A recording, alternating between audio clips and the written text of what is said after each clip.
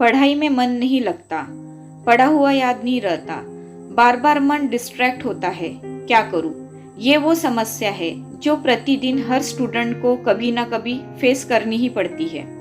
आज हम इस समस्या को समझने की कोशिश करेंगे और मैं आशा करती हूँ कि काफी हद तक आपको आपकी समस्या का समाधान मिल जाएगा।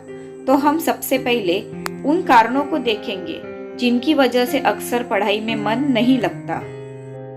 सबसे पहला कारण, फोकस की कमी। अक्सर हम जो पढ़ रहे होते हैं उस पर हम ठीक से फोकस नहीं करते। मतलब कि जब हम गणित पढ़ रहे होते हैं तो मन में अंग्रेजी चल रही होती है और अंग्रेजी के समय गणित। ध्यान रखिए कि एक समय में सिर्फ एक जगह ही मन लगाइए तो रिजल्ट भी 100% मिलेगा। आपको पता है ना, यदि सूर्य की किरणों को भी हम लेंस से फोकस करें तो कागज जलने लगता है। ये है फोकस का महत्व। तो आगे से जो भी पढ़े पूरा ध्यान वहीं पे रखे, क्योंकि 100% ध्यान तो 100% रिजल्ट भी। दूसरा महत्वपूर्ण कारण है विषय पर पकड़ का ना होना। ध्यान दीजिए, यदि किसी विषय में हमारी पकड़ कमजोर है तो हमारा मन उस विषय को पढ़ने में नहीं लगता। हम उस विषय को पढ़ना चाहते हैं जिसमें हमारी पकड़ हो, क्योंकि जिसमें पकड़ होती है वो हमें अच्छे से समझ आता है। जैसे कि किसी को सिर्फ मैथ्स पढ़ने में मजा आता है तो किसी को हिस्ट्री पढ़ना बहुत पसंद होता है। उसे पढ़ने में ना उन्हें समय का पता चलता है, ना ही मन डिस्ट्रैक्ट होता है। तीसरा कारण, विषय में रुचि ना होना।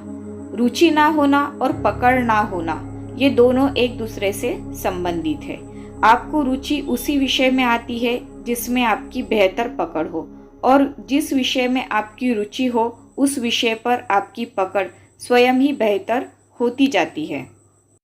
आपको करना यह है कि किसी भी विषय को बिना रुचि के 4 से 5 दिन तक लगातार नियम से पढ़े।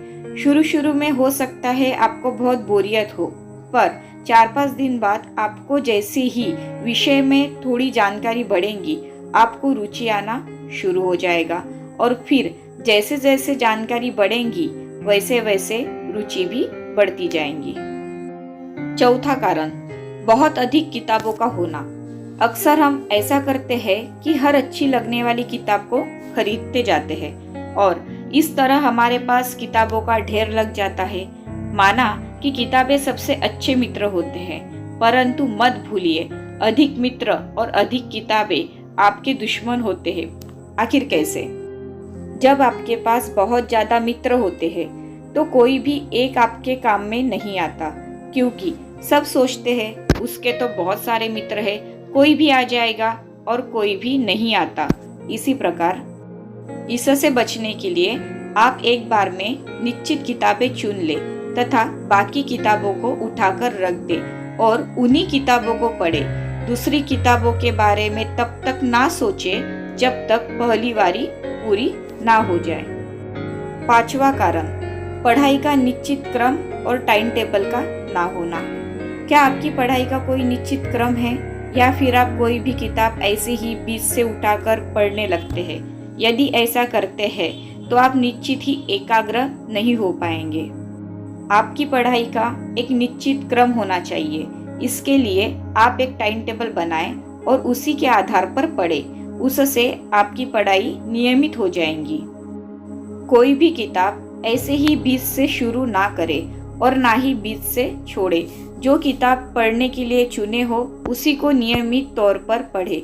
एक से ज़्यादा किताबें पढ़ने के लिए अलग अलग समय निश्चित करें तथा उसे टाइम टेबल के हिसाब से पढ़े। छठवां और मुख्य कारण, कोई निर्धारित लक्ष्य का ना होना। ऐसे में आप ये तय नहीं कर पाते कि आखिर आपको पढ़ना क्या है, क्योंकि आप तो सारी किताबें पढ़ना चाहते हैं, लेकिन सभी परीक्षाओं का पैटर्न अलग अलग होता है। इसीलिए आप किसी भी एक को ठीक से नहीं पढ़ पाते हैं और आपका मन डिस्ट्रैक्ट होते रहता है। ध्यान भटकाने वाले साधनों का आसपास होना। आजकल के डिजिटल युग में हम हर समय मोबाइल फोन, टैबलेट, लैपटॉप्स इत्यादि से घिरे रहते हैं और इन सब में खास तौर पर मोबाइल फोन, जो बहुत ज़्यादा ध्यान भटकाने का काम करता है। फोन पर कुछ ना भी आया हो तो भी हम थोड़ी थोड़ी देर बाद उसे देखते रहते हैं। पढ़ाई करते समय इन सभी सामग्रियों से दूरी बना ले। हो सके तो फोन ऑफ कर ले, इससे आपका ध्यान नहीं भटकेगा। समान क्षेत्र के मित्रों का ना होना। आपके मित्र प्राइवेट सेक्टर में हैं या उनका खुद का बिजनेस है और आप लगे हैं प्रतियोगी परीक्षाओं की तैयारी में, तो उनका और आपका क्षेत्र बिल्कुल अलग है। जब वे पार्टी एंजॉय करेंगे तो आपका भी मन कर सकता है कि उनके साथ आप भी एंजॉय करें, जिससे आपका ध्यान भटक सकता है। यदि हो सके तो कुछ ऐसे भी मित्र बनाएं जो प्रतियोगी एग्जाम की तैयारी कर रहे हो। उससे आपको दो फायदे होंगे। पहला, आपको प्रतिस्पर्धा मिलेंगी जिससे आपकी तैयारी अच्छी होगी, और दूसरा, आपका ध्यान भी नहीं भटकेगा। प्रेरणा की कमी। प्रेरणा आपको सफलता के लिए नई ऊर्जा प्रदान करती है। कभी कभी बिना किसी प्रेरणा के तैयारी करते हुए आपको नकारात्मक सोच आ सकती है जो आपकी तैयारी को प्रभावित कर सकती है। ऐसे में कोई सकारात्मक प्रेरणा आपको नई ऊर्जा प्रदान करती है। आपको सफल व्यक्तियों से प्रेरणा लेना है। हो सके तो उनसे मिले, सफल लोगों के इंटरव्यूज पढ़े, ये आपको फिर से जोश से भर देगा। आखिर में सबसे महत्वपूर्ण बात, आपकी किसी और क्षेत्र में रुचि का होना। क्या आपकी किसी और क्षेत्र में जैसे कला, विज्ञान या और किसी क्रिएटिव क्षेत्र में रुचि है?